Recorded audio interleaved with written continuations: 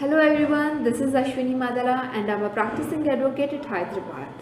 ఇవాళ మనము Indian contract act 1872 గురించి ఒక కొన్ని విషయాలు తెలుసుకుందాము.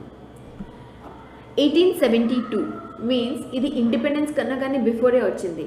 సో హెన్స్ ఈ యాక్ట్ వచ్చేసి మనకి బ్రిటిషియన్స్ ప్రిపేర్ చేశారు. ఈ యాక్ట్ వచ్చేసి applicable to whole of India including Jammu and Kashmir and Ladakh. దీనిలో టోటల్ 266 సెక్షన్స్ ఉన్నాయి. ఈ 266 సెక్షన్స్ని వచ్చేసి మనం ఈ ప్రకారంగా డివిజన్ చేశాము. 1 నుంచి 75 వరకు జనరల్ ప్రొవిజన్స్, 76 నుంచి 123 వరకు వచ్చేసి సేల్స్ ఆఫ్ గూడ్స్, 124 నుంచి 147 indemnity and guarantee, 148 to 181 bailment and pledge, 182 నుంచి 238 provisions relating to the agency, 239 నుంచి 266 provisions relating to the partnership. మీరు ఇక్కడ చూస్తే నేను 2 things హైలైట్ చేశాను. that is nothing but sales of goods and partnership. in the year 1930లో sales of గూడ్స్ని వచ్చేసి డిలీట్ చేసేసి కాంట్రాక్ట్ యాక్ట్లో నుంచి సపరేట్ యాక్ట్ ప్రిపేర్ చేశారు called as sales of goods act 1930. అలాగే 1932లో పార్ట్నర్షిప్ రిలేటెడ్ ప్రొవిజన్స్ కూడా కాంట్రాక్ట్ యాక్ట్లో నుంచి తీసేసి సపరేట్ యాక్ట్ ప్రిపేర్ చేశారు called as Indian partnership act 1932. Hence మనకి ఒకటి అర్థమైందంటే ఇండియన్ కాంట్రాక్ట్ యాక్ట్లో వచ్చేసి మనము ఈ 2 తప్ప except these 2 things we are going to learn the remaining 4. hope I'm clear. Next, today we are going to learn what is a general contract. అది మనం అర్థం చేసుకోవాలంటే we'll take some examples and with the help of a sentence we'll just try to learn what is the general contract. Example, నేను మీకు ఈ phone అమ్ముదాం అనుకుంటున్నాను for 20,000. This is called as a offer. an offer or else called as a proposal. నేను అమ్ముతాను అని చెప్పిన తర్వాత ఆ particular దానికి మీరు ఇచ్చే రెస్పాన్స్ దాట్కి నేను ఈ పర్టికులర్ ఫోన్ కొనడానికి రెడీగా ఉన్నాను for 20,000 rupees.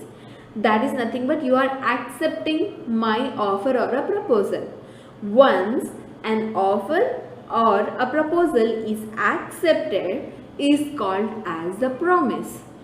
Means once an offer or a proposal is accepted, that is called as a promise.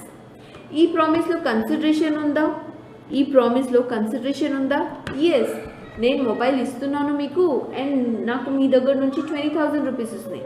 So these 2 things are called as a consideration.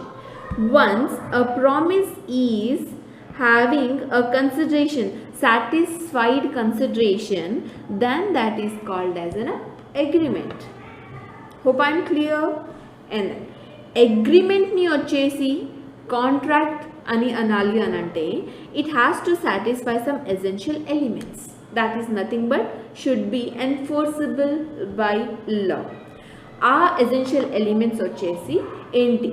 essential elements of the valid contract వచ్చేసి section 10లో explain చేశారు. అవేంటో చూద్దాం. essential elements వచ్చేసి ఈ ప్రకారంగా ఉన్నాయి.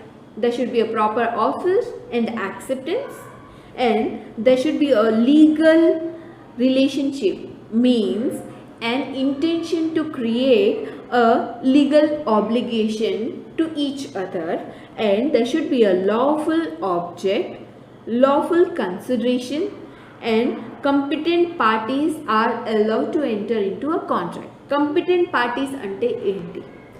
ఎవరైతే ఈ 4 అంటే like there are a person who is not an unsound mind person, who is not a minor, who is not a disqualified by law, and who is not an aligned enemy.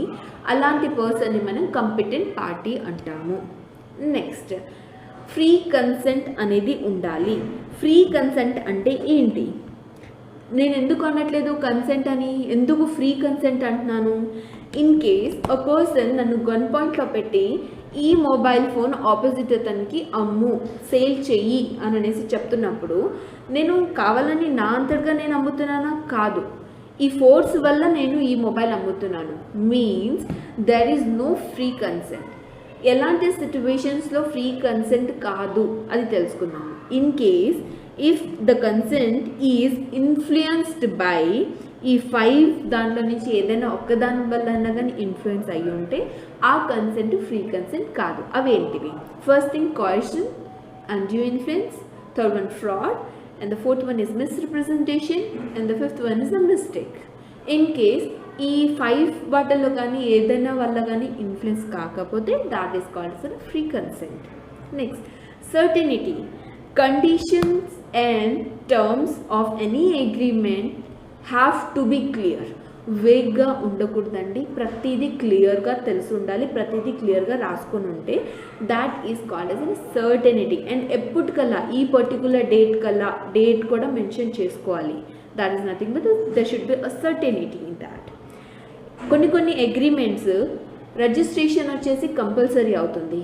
In case ఆ registration కానీ చేయించకపోతే legally అవన్నీ కంపల్సరీగా మనకి ఇది అవ్వట్లేదు, like లీగల్గా మనం ఫాలో అవ్వకపోతే that will not be called as an valid contract. Hope I'm clear. Next impossibility of performance of anything or a condition will not be treated as a valid. ఒకరు చెప్తున్నారు, నేను మీకు 5 crores ఇస్తాను, మీరు నాకు మూన్ అండ్ స్టార్ ఆకాశంలో నుంచి తీసుకొచ్చి ఇవ్వాలి. అది పాసిబులా? No, that is not possible. So అలాంటివి కూడా ఏమైనా అగ్రిమెంట్లో మెన్షన్ చేస్తుంటే that will be treated as an invalid. Not expressly declared void.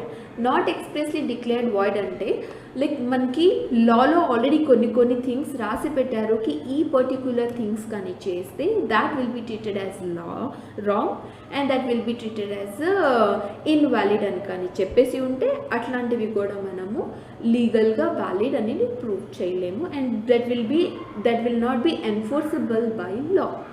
Hope I am clear with the essential elements of a valid contract. In case agreement ఇవన్నీ essential elements కానీ satisfy చేస్తే that will be called as a valid contract. And ఇక్కడ నేను already ఒక statement రాశాను, all contracts are agreements but all agreements are not contracts. మీకు ఇప్పుడు ఒక అర్థమైపోయి ఉంటుంది.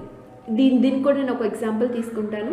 నేను మీకు ఈ మొబైల్ ఫోన్ 20,000కి సేల్ చేస్తాను అని మీకు. Hello everyone, sorry for the interruption, but మీరు చూసే వీడియోస్ అన్నీ డెమో లెక్చర్స్ మాత్రమే సార్. మీకు కానీ ఫుల్ లెంత్ లెక్చర్స్ కావాలని ఉంటే గూగుల్ ప్లే స్టోర్కి వెళ్ళి మీరు మా ఒక యాప్ని డౌన్లోడ్ చేసుకోవచ్చు sir, which is my law point app. ఓకేనా? అలానే మీరు కానీ ఐఫోన్ యూజర్ అయి ఉంటే మీరు యాప్ స్టోర్ నుంచి ప్రాపర్గా క్లాస్ ప్లస్ అనే యాప్ డౌన్లోడ్ చేసుకోండి. దానిలో మా ఒక ఆర్గనైజేషన్ కోడ్ కానీ మీరు ఎంటర్ చేస్తే విచ్ ఈస్ KFCQS, ఈ ఆర్గనైజేషన్ కోడ్ ఎంటర్ చేయగానే మా యాప్ మీరు అక్కడి నుంచి కూడా డౌన్లోడ్ చేసుకోవచ్చండి. If you find anywhere any difficulty regarding JCJ classes, ఏమైనా ఎంక్వైరీ ఉన్నా కానీ, ఏమైనా గైడెన్స్ కావాలన్నా కానీ, సిలబస్ గురించి తెలుసుకోవాలన్నా కానీ, please feel free to call me up. My number is 9000315302. Anywhere, any difficulty, your friend, your mentor is there to help you guys. Okay, I'm not going to kill your time. Bye bye for today. Take care. See you.